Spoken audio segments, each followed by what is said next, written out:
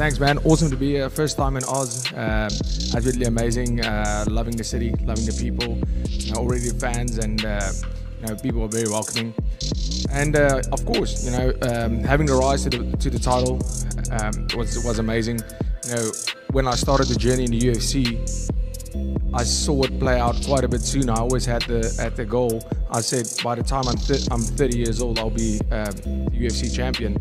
And unfortunately, with COVID taking away some time from me being able to fight more regularly in the beginning of my UFC career, I missed that goal by 6 days. I fought for the belt 6 days after my 30th birthday.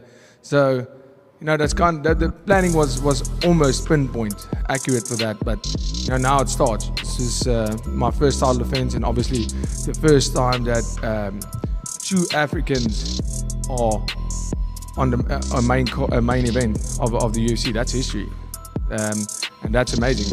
Two African-born fighters main eventing a massive pay-per-view event. That's history. So that in itself is a massive honor for me. And then of course, fighting Israel, arguably one of the greatest middleweights ever.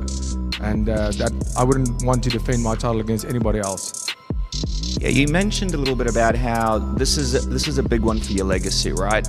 Being able to beat Israel, get that win, you feel like it's really going to sort of take you to the next level. Break that down a little bit for us. Yeah, not necessarily taking me to the next level, but in terms of legacy, every single fight is for legacy, and you don't want to be just. Once you become a champion, you have to realize, firstly, when you're in the UFC, there are no easy fights. Every single fight is the potential world champion you're fighting against, and then of course, when you're at the top of the pile, when you are at the top of the sport and being a champion, everybody coming up is extremely hungry. Everybody's looking at you and figuring out and seeing the holes in your game, seeing what you do good, seeing what mistakes you make. And for a guy like Israel, he has been there for a very long time, and he, like I said, he is considered one of the best middleweights ever. But now this is my chance to show that I'm one of the greatest middleweights ever. Question for Israel. Israel, you took a little bit of a break, man. We were able to recharge your batteries, so you were hanging out like Anthony Joshua and some other great champions as well. What's it been like to be able to sort of take some time to yourself and be able to, recharge the batteries a little bit? Yeah, a long break. This is the longest layoff of my fighting career.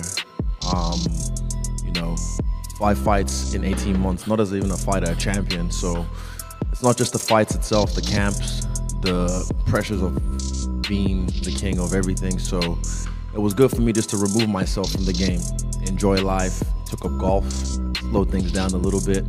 Yeah, you've had a crazy journey in the UFC. You've had so many epic fights, moments, titles. But you mentioned on your channel, which is amazing, everyone should check it out, how it's not about titles for you here.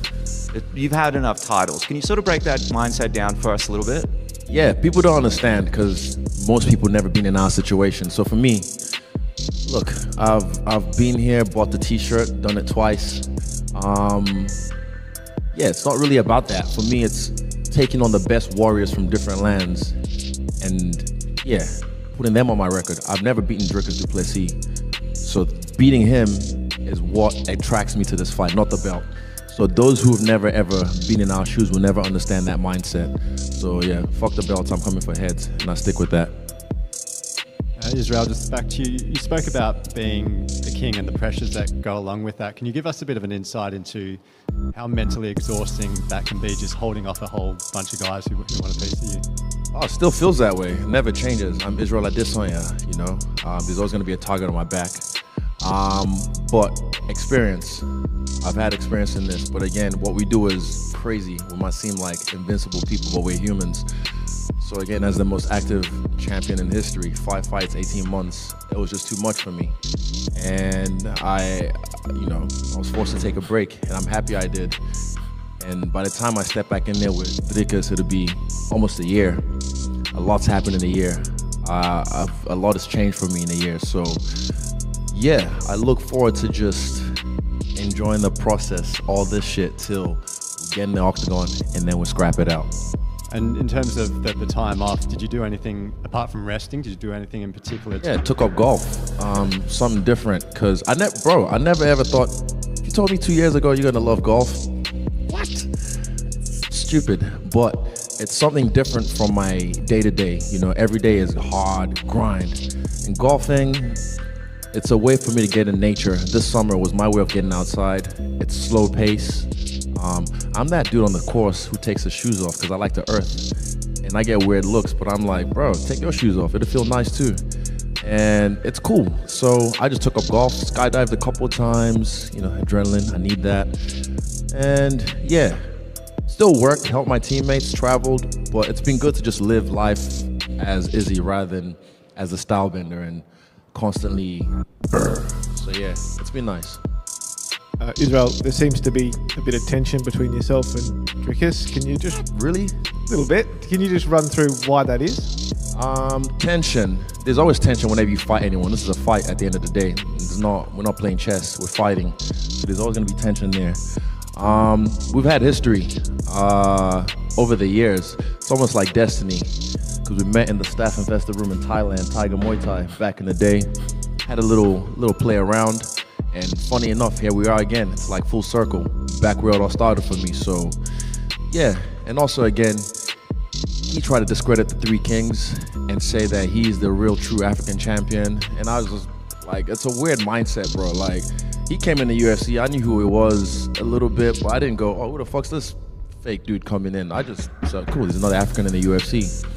But then him discrediting me, Francis Ngannou, Kamaru Usman, that ticked me off a little bit. So that's what started this. But again, I'll finish it. Dricus, do you just sort of have a response to what Israel said before about the tension between yourselves? Yeah, no, for me, calling it tension, there's no tension for me.